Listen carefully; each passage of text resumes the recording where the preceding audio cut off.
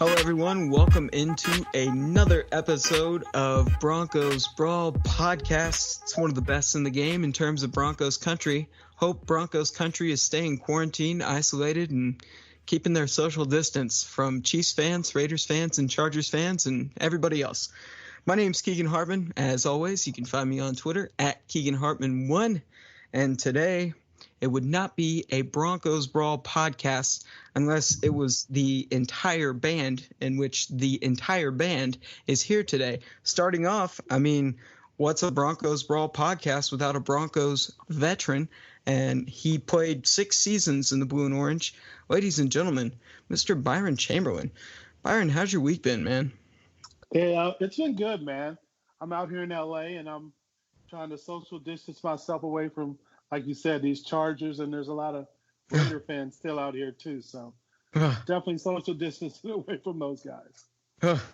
Yeah, make sure 4 to 6 feet, buddy. Stay in there. It's all right. We're gonna get through this. How about 6 to 8 feet?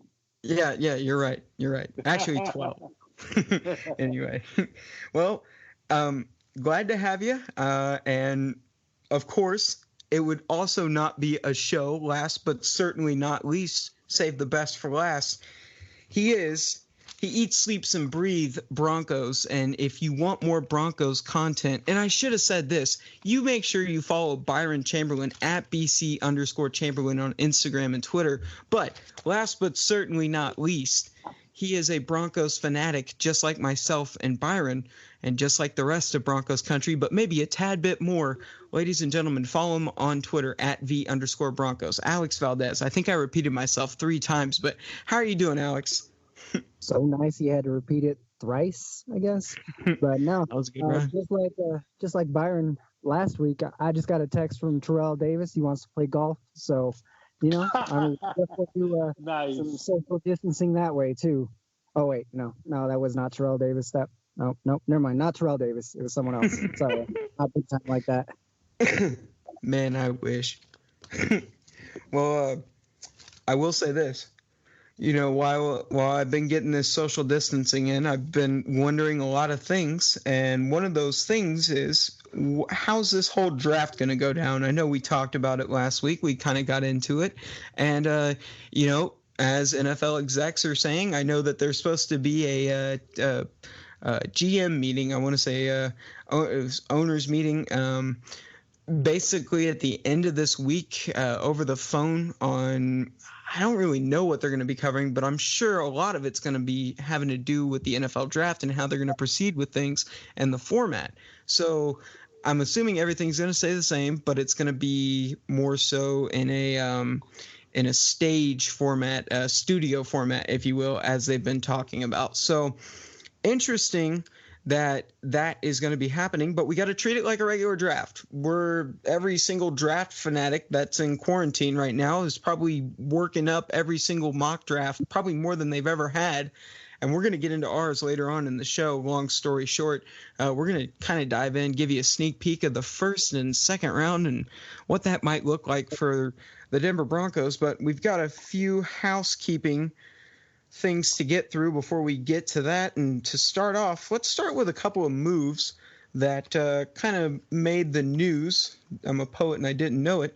Last week for the Denver Broncos, starting off with Shelby Harris, who signed yet again another 1-year deal for the Denver Broncos to stay with them for the 2020-21 season. Harris, what can you say about the guy? The dude stepped up these past 2 seasons after being waived at least 6 times with the first 3 teams that he played with. Within the first 3 years he was in the league. He was signed to a futures contract. You know his story. You know his game. He's the big fella that blocked Ben Roethlisberger back in 2018 when the Steelers played the Broncos, and he ultimately pissed Antonio Brown off. That's a whole different story. Long story short, dude's productive, plays really well in Vic Fangio's system, had a hell of a season last year, finished with a PFF grade of 90, one of the highest in 2018, and then it was in the upper 70s last year for Harris. Not a bad go of it for Shelby Harris. Signs a 1-year deal, of course. Gentlemen, Alex, I'm going to start with you, and then Byron, you're going to go ahead and give your input as well on the back end of that one.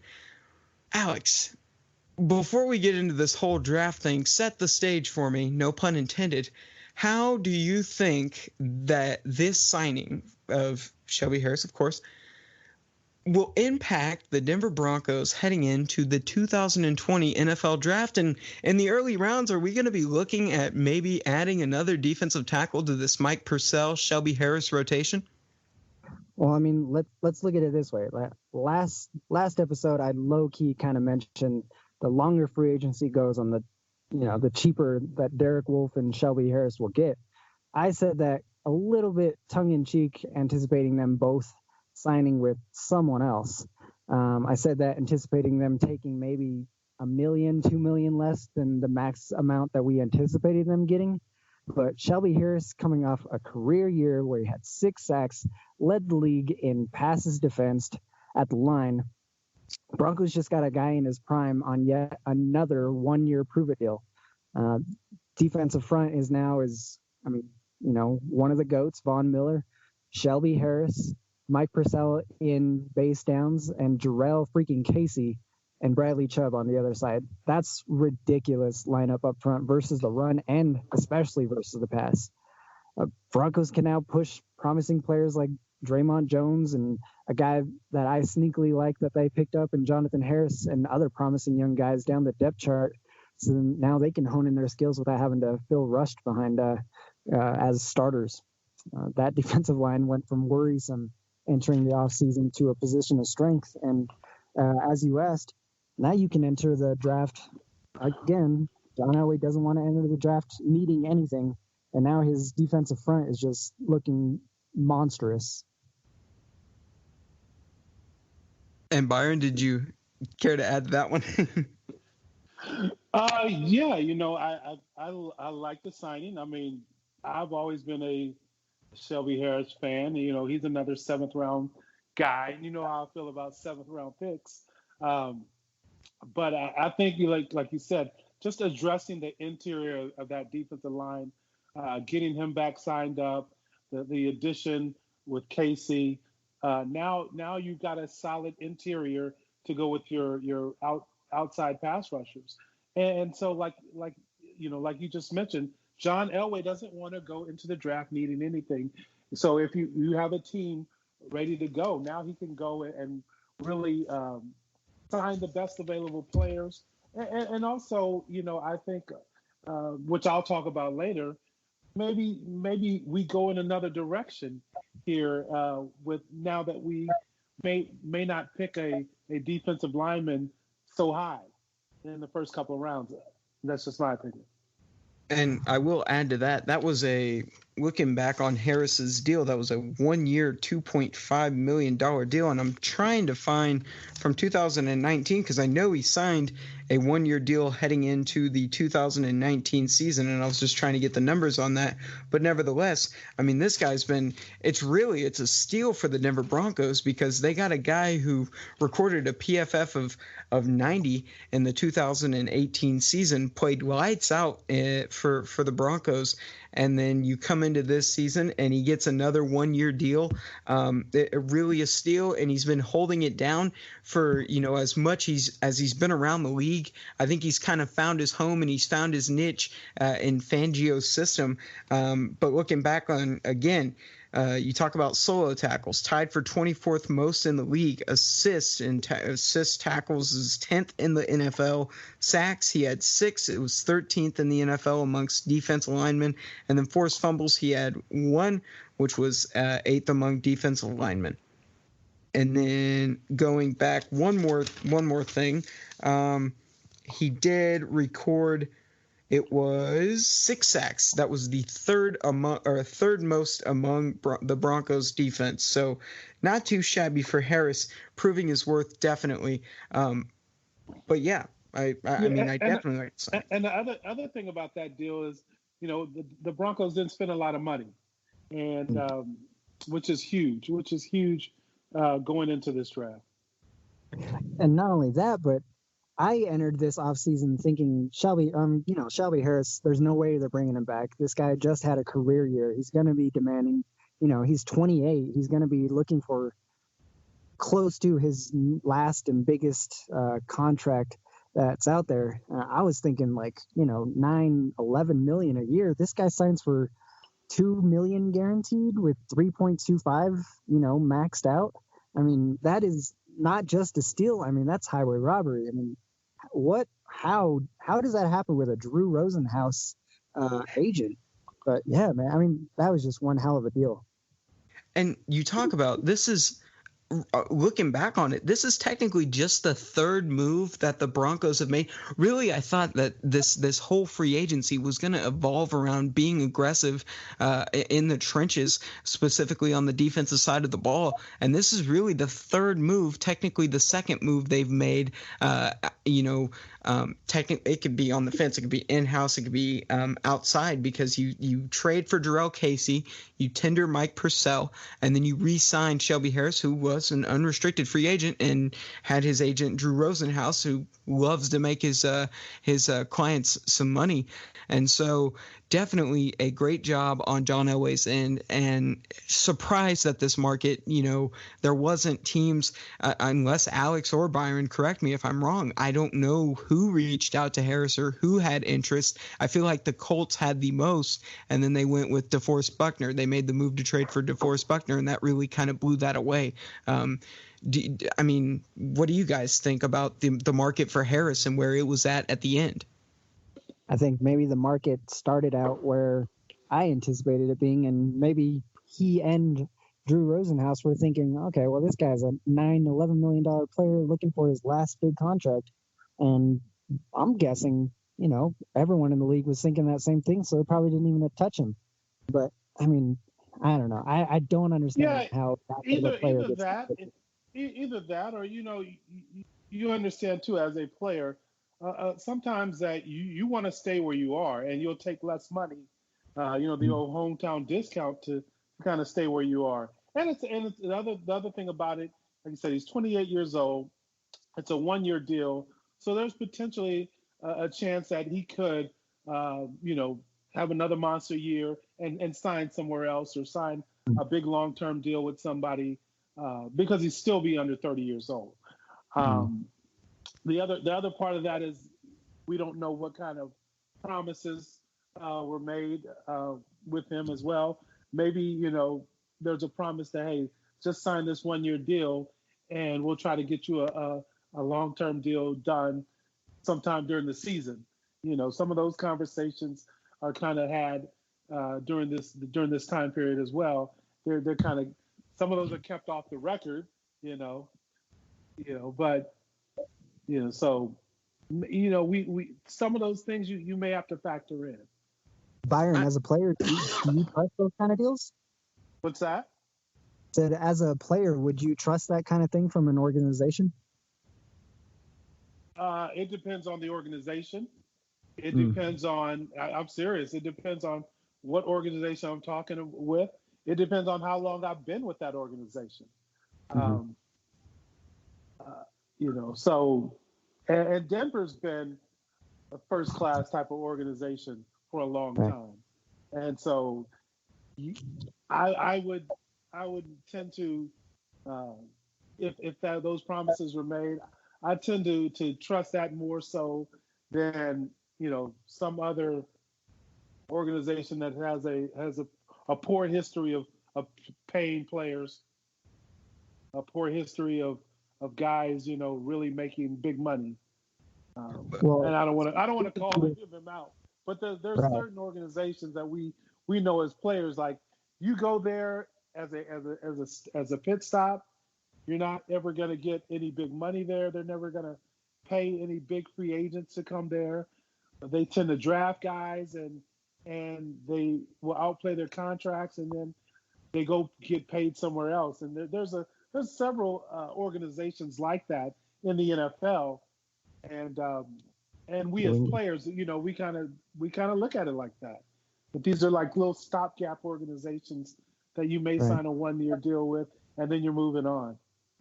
Well, speaking to your point too, is you also have to look at the stability of the general manager too, because that general manager can make you a promise and be gone the next year.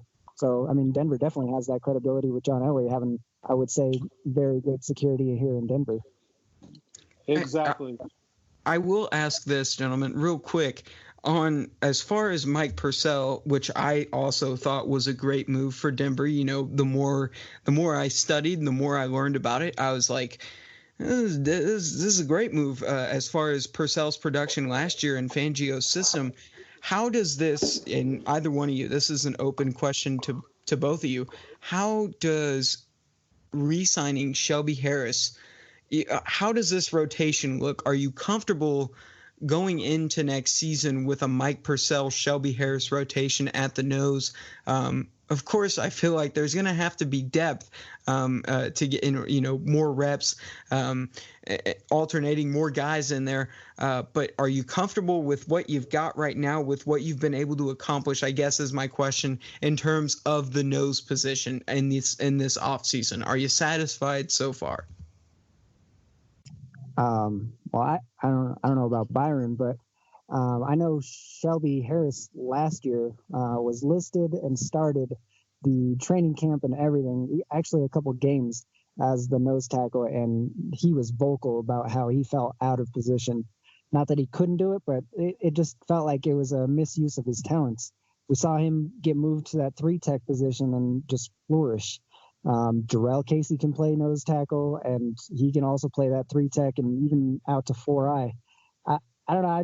I like that you have 3 guys that can play nose tackle, but right now on pass rush downs, you've got those scary 4 and Shelby Harris, Casey, and Vaughn and Chubb. And yeah, man, I'm totally cool with Mike Purcell eating that first and second down in base downs. Yeah, same here. I think having Purcell back and excuse me, and Shelby Harris. I think anytime you've got guys that are in a system, they're coming back and they're this second year they're going to be more comfortable with that system. So they're going to be able to play a lot freer, a lot looser. They're going to know their responsibilities. They're not going to be thinking as much. So now their talent is definitely going to be on showcase and be able to take over. So I like the rotation. And like you said, you got 3 potential guys that can play the nose position or be moved to the 3 technique. So I like it. And like I said, and you got 2 guys that have already been in the system and they know exactly what's going on, and they're going to be that much better. They're going to be that much quicker. They're not going to be up there thinking. They'll be able to just kind of let it loose and go play. I will say this. I'm going to purchase a poster that says versatility, because I feel like that's been the word of the offseason in terms of what the Broncos have been trying to accomplish. I mean, on the offensive side, you look at Glasgow, you look at, versatility, flexibility. I could get both posters because you brought in a guy like Melvin Gordon. These options that you're bringing in, I mean, they're really attacking and they're strategically planning for the draft, and it's just they're really alleviating a lot of the workload going into the draft, which is the core purpose of NFL free agency. I feel like at its core, that is what free agency is for. So, props to the Broncos on getting everything accomplished. But I will say there is one could be argued. Of course, you brought in Jarrell Casey, but Derek Wolfe, after 8 seasons, has moved on, signed a 1-year deal worth up to $6 million with the Baltimore Ravens. And yeah, so after 8 seasons, this man was a 2nd-round pick in the 2012 NFL draft out of Cincinnati, and here it is. I mean, this is crazy that, I'm reading this, and it's still kind of a hard pill to swallow, because as a Broncos fan, I've seen this guy, for 8 seasons, basically grew up with him from 12 years old all the way up till now. And so now, he's moving on. But, Baltimore signed him to a 1-year deal due to the fact they were originally supposed to sign Michael Brockers and were unable to finalize a deal with Brockers due to an issue with an injured ankle. And ultimately, the two sides between being Brockers and the Ravens, they cannot agree on compensation or on a deal that was fit for both parties. So they went with Derek Wolfe.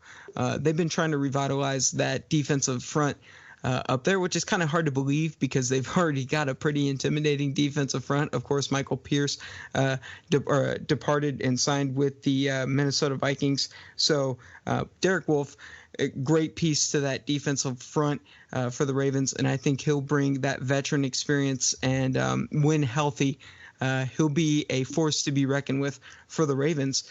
I just want to talk about him and, his impact on the Broncos, what he's been able to accomplish. And I'm going to open the floor to you guys, and then we're going to transition. It'll kind of be our segue to the draft, because I truly think defensive end could be a position of evaluation still, even with the addition of Jarrell Casey. So, and of course, Draymond Jones. I still think we could add it, but that's a different conversation. Let's start with Derek Wolfe before we get too out of hand. Open floor, whoever wants to take this one on what they think about this move. I guess I'll direct it. No, Alex, go right ahead, man. Unfortunately, went for a little more than what Harris ended up getting to the Ravens. And honestly, you could do worse than their newly added Calais Campbell and Derek Wolfe rushing the passer from the inside. That's going to be scary if both guys are upright. But as you were saying all that, I'm just thinking to myself, wait, Wolfe just got $6 million and Harris just got 2.5 guaranteed. What am I missing here? Oh yeah, it's the versatility. Wolfe was not going to give you that nose tackle, and even a 4-3 defensive tackle kind of look that Jarrell Casey and Shelby Harris can give you. And looking at Fangio's system, he doesn't just run a 3-4. He runs that 4-3 like he did in Chicago. I don't know, man. It just shows that the Broncos were not only going to not be bullied around in what they were asking for, but they were also going to get a specific kind of player too, and that versatility really came into play there. I love Derek Wolfe. I actually one quick little story is I went to go get my haircut at this super bougie ass place, and I looked up and there's this gigantic dude with just long hair, and I'm like, oh, he's big. And I ended up kind of, leaning my head out, and I was like, holy crap, it's Derek Wolfe. And of course, I mean, it's a player, and I'm sure I don't know, we've all seen the way he talks, and I was not going to approach him and ask for any kind of autograph. I was just like, that is Derek Wolfe right there. Dude, I ended up, I was able to get my media press pass and interview a couple players, and Wolfe was one of them. And let me tell you, he was not the biggest fan of the media. He was pretty short, but he was also honest. And that's really all we could ever ask from players was, or at least that's all we ever wanted them to be, was honest.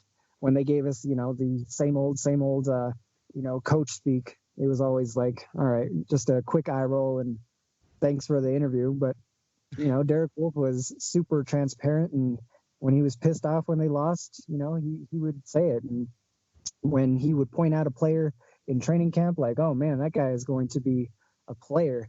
And that guy ended up being a player. And he did that with a couple different guys. He did that with Bradley Chubb. He did that with Draymond. He knew talent, and when you put him around him, mind you, I don't think he's ever had, the kind of, I don't know, the bookend kind of guy like he had with Malik Jackson. That duo was awesome. But yeah, man, I'm sad to see Derek Wolfe leave, but I think he's going to a good situation.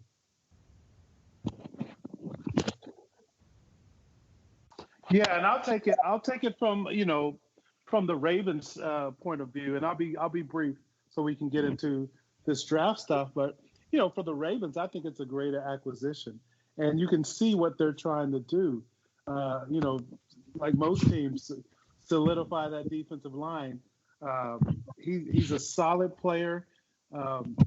The only thing about him, is can he stay healthy? He's had, numerous injuries over the years. He's 30 years old now.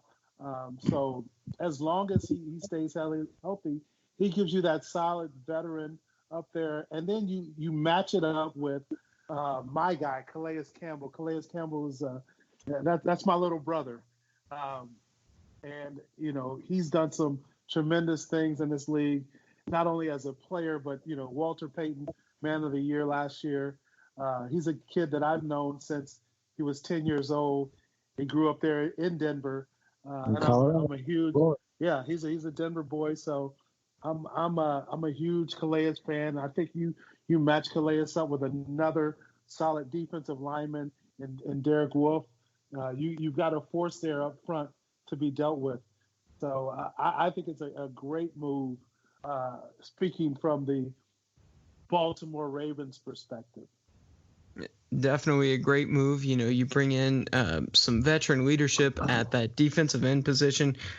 Going back to that deal, that was a $6 million. It was a 1 year, $6 million deal with $3 million in guaranteed on Wolf's and a couple notes on Wolf. Of course, he played. He has played, I should say, 16 games 3 times and went to injured reserve, of course, this past season after 12 games with a dislocated left elbow. Turned 30 in February, was a second-round pick. And a couple more notes looking at, this was the one I wanted to read. He started every game. He played for the Broncos, 108 in all. So if he's healthy, if and when he's healthy, he's effective. If I were to meet him, I'd probably, kind of keep my distance, especially in public, because he's a pretty intimidating figure. But nevertheless, he did a hell of a job for Denver in his time there. So kudos to him. Best of luck to him. Honestly, a good situation for both parties. I think Wolf will come in and produce and definitely be worth the money on that 1 year deal. So, if the paths meet again, which I highly doubt, but if they meet again, that'd be awesome. But that's all right. Moving on. Anyway, segue over to the. We'll meet them in the playoffs. Meet them in the playoffs. Yeah, we could. We reunite in the playoffs. It's always a good way to look at it. All right. So, segue over to the cream of the crop, I guess, of this podcast, this particular episode. The 2020 NFL Draft. Here we thought it was going to be in Viva, Las Vegas, and that ain't the case. So the show must go on. Things must happen. Like I said at the beginning of the broadcast, you got to treat it like any normal draft.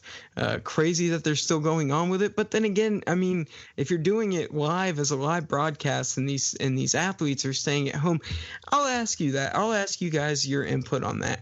What do you think about, the idea, the notion of moving the draft to a later date? And I might have dementia. I might have mentioned this last show, and correct me if I did. We'll move on and we'll get right into the nuts and bolts of this. But what do you guys think? Should it be moved because of the certain circumstances going on, or should the show continue? Right now everything is super uncertain. So you push it back a month, there's no telling that we're out of this pandemic there at that point either. I guess the only sad thing is as corny as it is, there's around 40 guys that are invited to the draft. Not all of them go, but for those top 40 guys, they all have it in their head that they're going to walk across the stage and meet the commissioner and take a picture and live that in infamy. And now they don't get that. I'm super bummed for those guys, but you still have 270 guys that are NFL hopefuls right behind them that'll never get that. So I don't know. It's show must go on. I'm surprised they didn't, push it back a little bit just to see if they could, give the teams themselves a little bit more prep time, a little bit more time to, meet with the players, or at least see their pro days. But now all that's been canceled. So it's interesting times. But otherwise, show must go on. And the NFL has always shown that they're more reactive more than proactive in all this kind of things. Mm-hmm. Byron, I do have a question for you in terms of now I do have a question. What was it like? I will ask you because you've been in those shoes. You were selected in the 7th round. What was it like as a player? Did you have some sort of get together, a family? My question really is, how do you make the most of this as a prospect from home? What is it like going through that? I mean, it's still got to be a special day. Well, let me say this. I live in LA, and there's this is show business town, and of course, one of those sayings is the show must go on. But the other saying is this: one monkey don't stop the show. Okay, and coronavirus is that one monkey. It's not going to stop the show. So I don't think the NFL, they understand that their teams have already done their due diligence on these players. They've done a lot of work on these players, not just now, but over the years. These guys have been prospects for the last couple of years, so they've been tracking these guys, and they've gone out and got as much information as they possibly can. They've watched as much tape as they possibly can. They did get the combine on a few of these guys. A lot of the top guys, their individual workouts are not going to make or break them. So it's the guys that'll come out of nowhere, that'll put up some crazy numbers or whatever that these pro days are mostly for.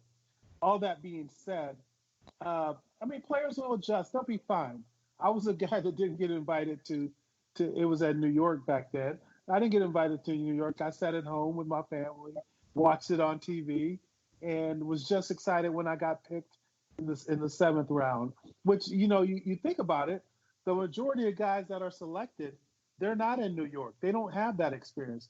The majority of guys that get selected are sitting at home, sitting at their agent's house, having at a family gathering and waiting on a phone call. So it's only, like you said, 30 to 40 guys who are going to be affected by this. The other thing that it affects the viewing public, because we're so used to seeing the draft on TV, watching these guys get picked and hugging their mom and hugging their dad and kissing the girlfriend and going up there and taking the picture with the commissioner. So I really don't think it's a big deal to have the draft right now. People say with everything going on, we still have to, businesses are still going on, essential businesses. And this is something that you're not going to have a bunch of people together. You still can do this. It's just exchanging an exchange of information. So you're not putting anybody at risk.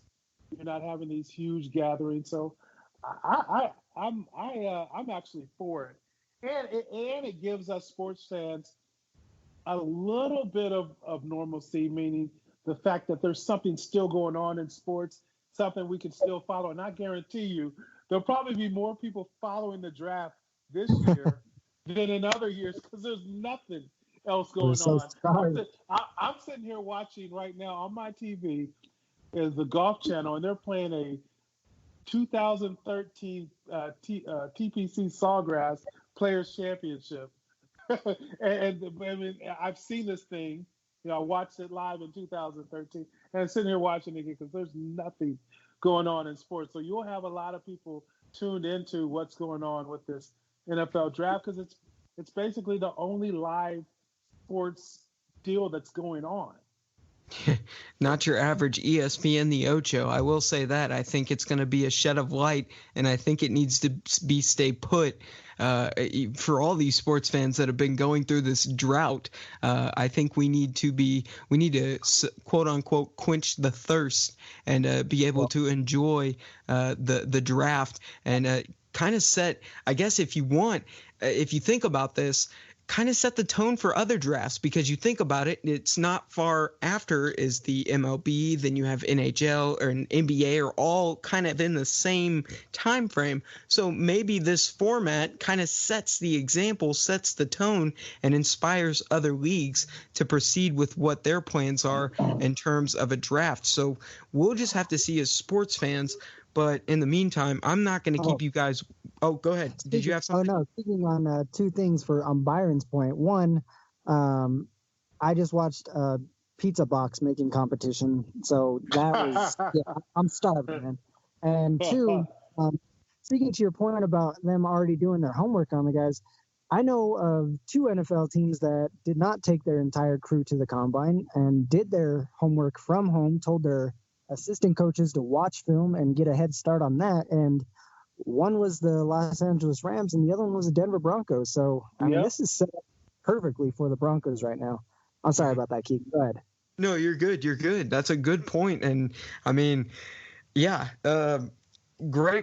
I guess great preparation on Vic Fangio's side, and then of course Sean McVay pulling his troops and saying, scouts can go. I do believe, if I'm not mistaken, they did have representation at the combine, but just today I think they did host a FaceTime call with LSU cornerback Christian Fulton. So they've been able to kind of keep in communication with these guys, and hopefully get an idea for what these prospects are a little bit more, being on the personal side. But like Byron alluded to, of course, they've been scouting these guys for God knows how long. And, having those one-on-ones, the time they did at the combine, granted it's X amount of time to interview someone, but you get an idea for who a person is. But yes, the FaceTime calls and whatnot are very valuable in terms of understanding who a player is and where they come from and getting more personal with them.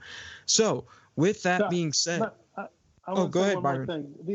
The other part of that is, like, I get it. I get the show part of it, of having the players there, and but you really, it's not necessary to do. And they've had drafts over the years. You got to think about when they first start putting drafts on TV in the 80s.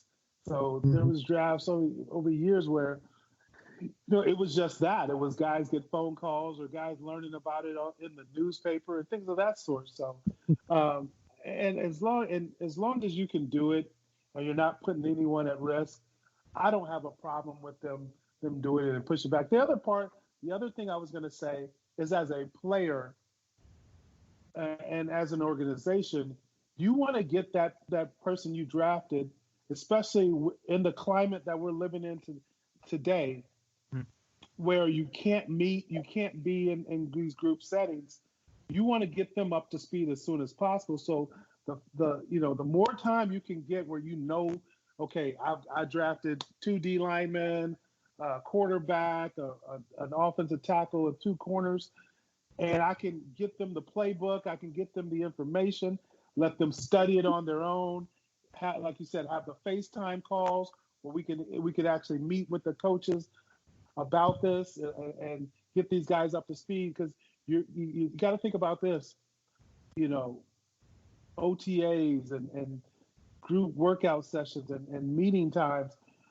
We don't know how long we're going to live in this current state that we're living in. So, if you push this thing back and keep pushing it back, you might get to a point where you draft a guy and then they've got 6 weeks to get prepared. So for sure, 100%, you hit it on the head. So now, all that aside, all that perspective, which great perspective, guys, great input. Let's get into the nuts and bolts of things. So how this is going to go down, and we might change this up as time goes, but for time's sake, we will have time to maybe get in our first and second round. We cannot really call it mock drafting. It's sort of like matchmaking.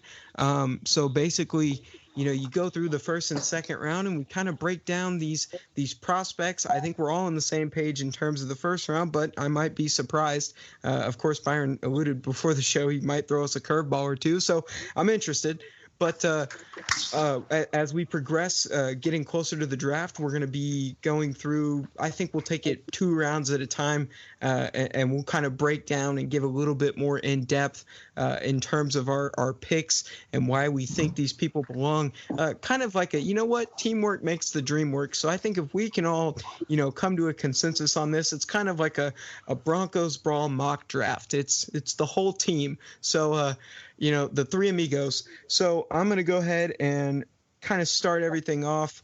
We'll throw, I don't know how you guys want to do this. I kind of want to just throw some names into a pool and, we can kind of discuss our differences, likings and dislikings of a player, but it's entirely up to you guys. I did not really think a lot on this just until maybe about an hour ago. So I apologize on my end.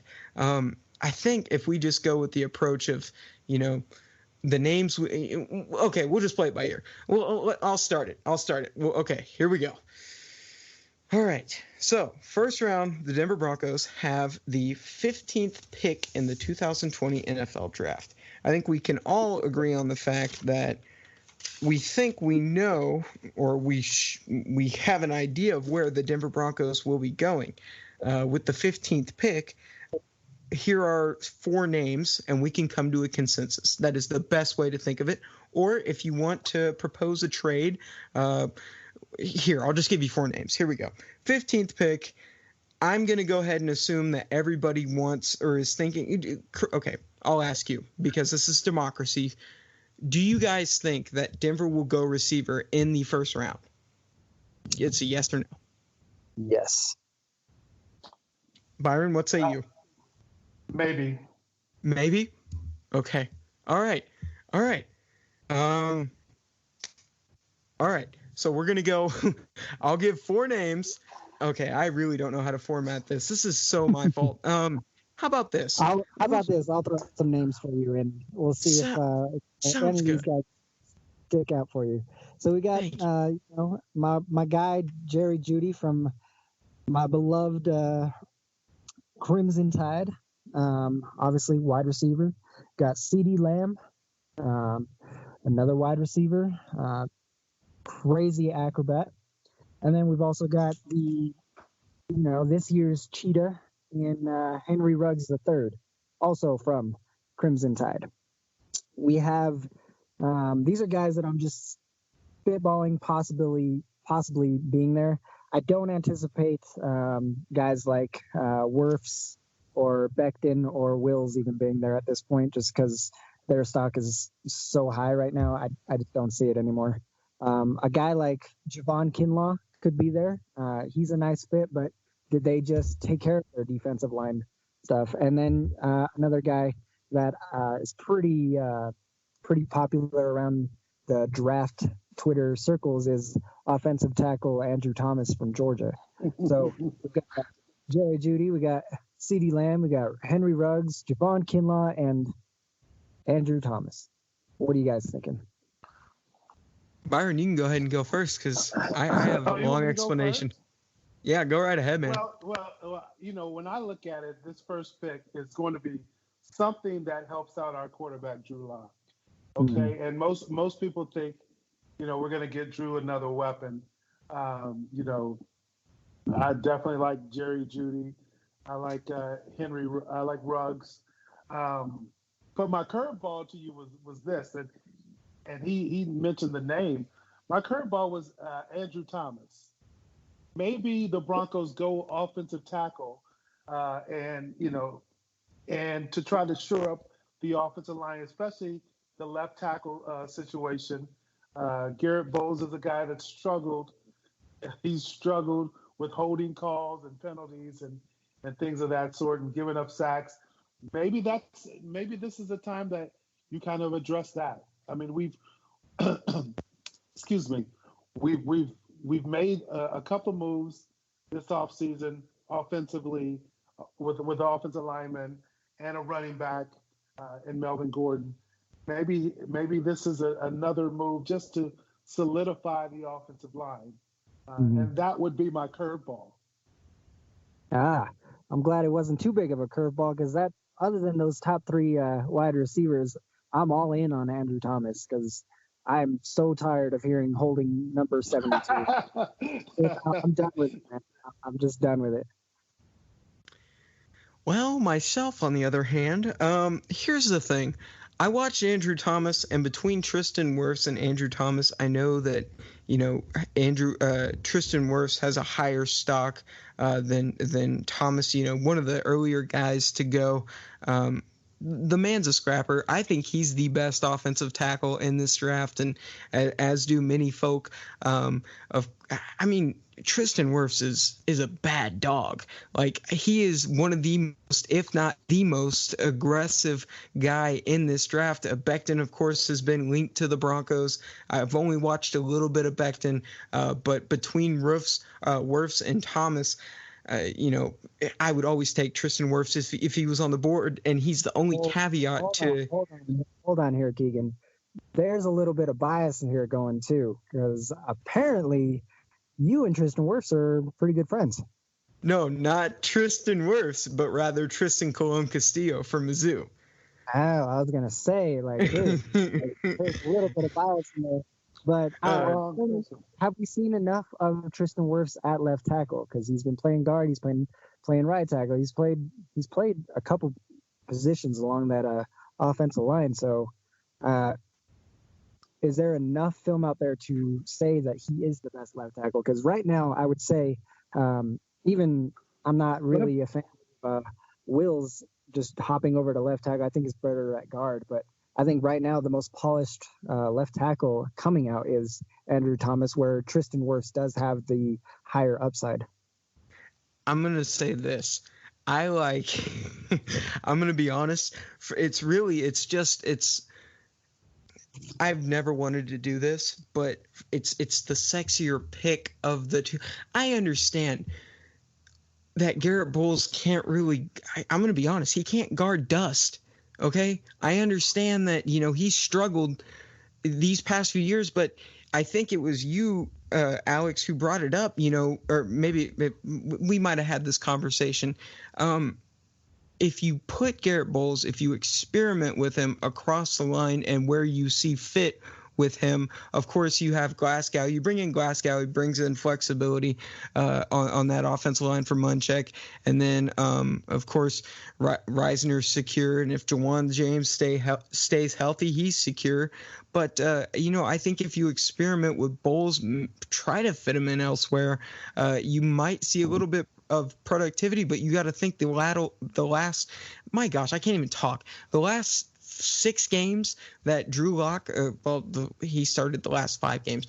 The last 5 games that Garrett Bowles was a part of that Drew Lock dominance, that little time frame on the back end of last season, he had one of the best PFFs of any offensive tackle. I think it was the 4th best PFF of offensive tackles. And so I think, yeah, granted, it's 5 games or so, but it kind of shows that maybe with a quarterback with a little bit of mobility, you might be able to see productivity from Garrett Bowles. So why not ride with it? Maybe this is the time where that dude wakes up and he is no longer the guy that's always getting – I'm sure he's going to have holding calls to him. Like, we're just going to have to expect that if we roll with it.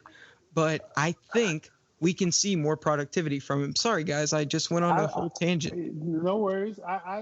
I don't know. I just think at this point in his career, he kind of is what he is, and and what that is a holding penalty waiting to happen.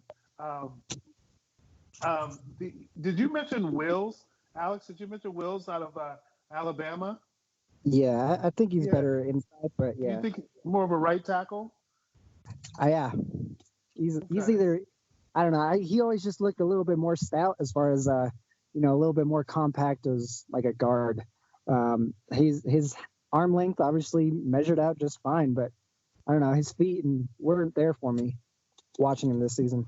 Okay. Well, I like Andrew Thomas. I think he's a big guy, athletic guy, and the other thing I like about him is he's a guy that's played in some big games at the University of Georgia. So I don't think that the big stage will be too big for him.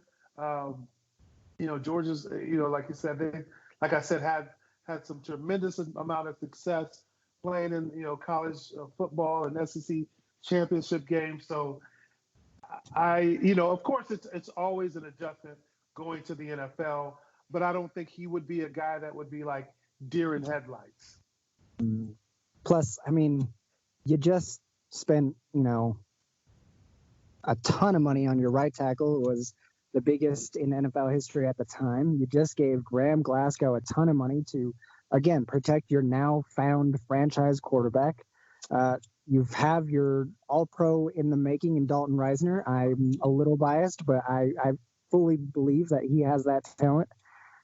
It's just time to, show that you take your franchise quarterback seriously and finally protect the dude, because good Lord. I mean, we shouldn't have to say that, Drew Lock made Garrett Bowles better, especially at this point in his career. The fact that he's better with a mobile quarterback is not a compliment. It's more of a like, oh man, he's running away from pressure, so Bowles wasn't able to hold someone. So, it's there's no reason that we need to be, chipping on his side anymore. We should just be able to find our guy, set it, and forget it. The thing about it, I think when people always think about, we need to help our quarterback out and get weapons, a lot of people always think, okay, we need to get receivers. We need to draft more receivers or running backs who can catch the ball out of the backfield. They're versatile. But the biggest thing that's going to help out a quarterback, it doesn't matter whether it was 20 years ago or today's NFL, is having a solid offensive line. That's one of the things that, the Chiefs, when you look at them, that offensive line is pretty solid. And Mahomes, yes, he has ability to move around back there, but there's a lot of times when he just sits back there and there's no pressure. And he has those outstanding weapons at receiver and tight end and running back out the backfield. But the biggest thing you can give a quarterback is a solid offensive line where he can sit there and take his time, go through his progression, and pick a defense apart.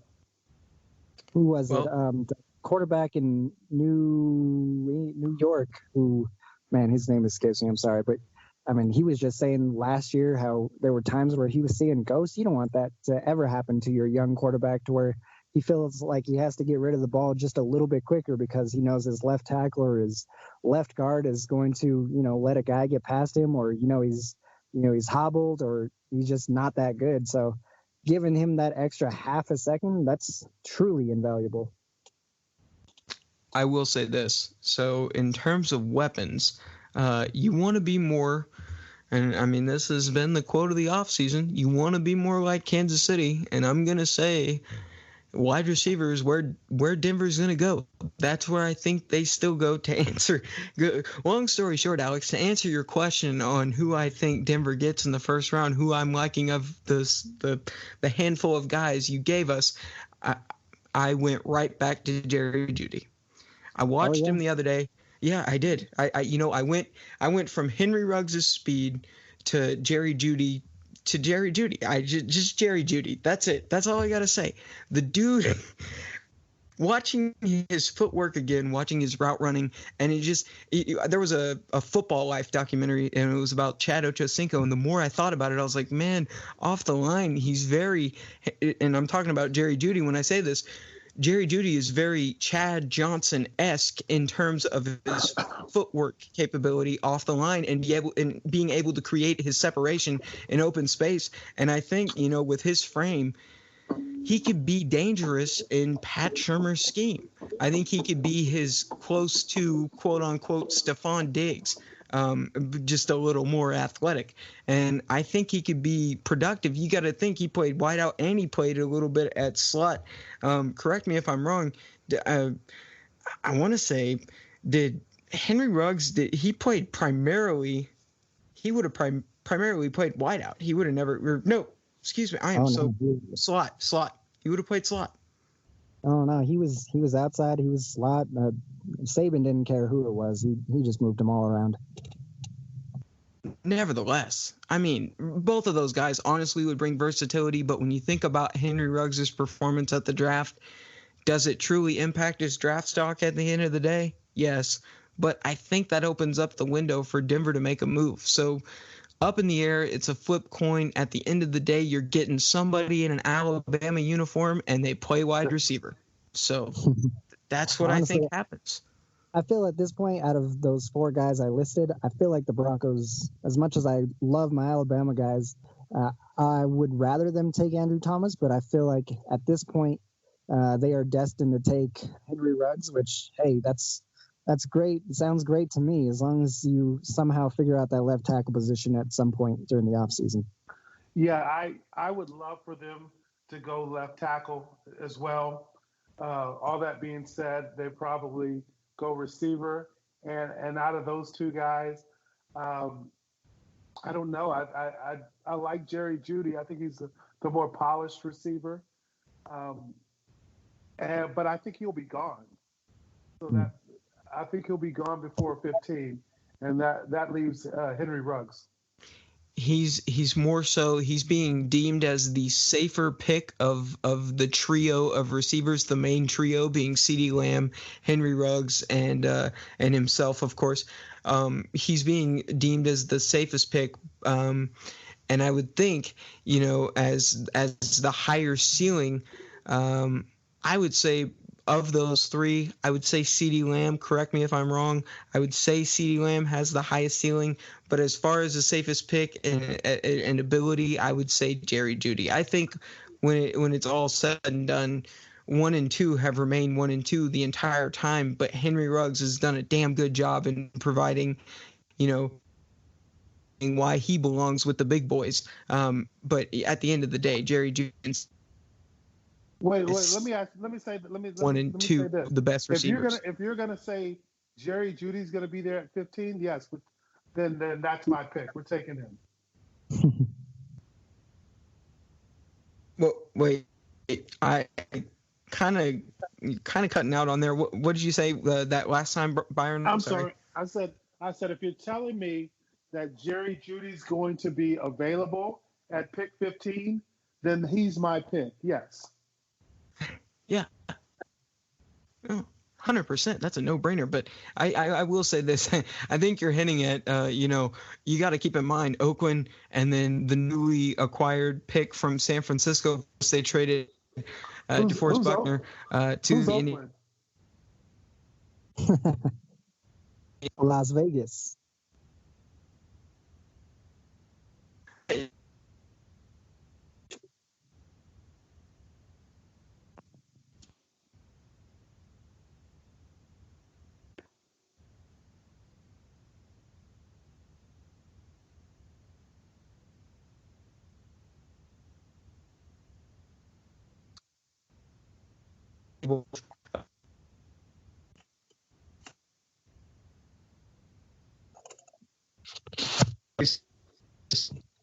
Hello? We just have to see, guys. So we were able to get through really just the first round today. I don't know if we might be able to proceed with the second round next time. We'll for sure be able to get into the second and third round time, but due to time constraints, of course, it's already been 58 minutes. Crazy that this conversation's lasted a whole freaking hour. Yeah, I think we cut out there toward the end, but yeah, man, we could definitely hit up the rest of the draft next time, the closer we are to draft time. Yeah, 100%. So, all right, well, for Alex Valdez, Byron Chamberlain, myself, make sure to follow those guys. Byron Chamberlain at BC_Chamberlain on Instagram and Twitter, and then Alex Valdez at @the_Broncos, and then also follow me at Keegan Hartman1, and make sure to follow us on Twitter at Broncos Brawl. So for the crew, that's going to do it here. Make sure to tune in next week. We're going to go over the second and third round of our mock draft, and we'll probably go over a little bit more. But thank you for tuning in, guys, and we hope you have a safe and wonderful rest of your week. Take care.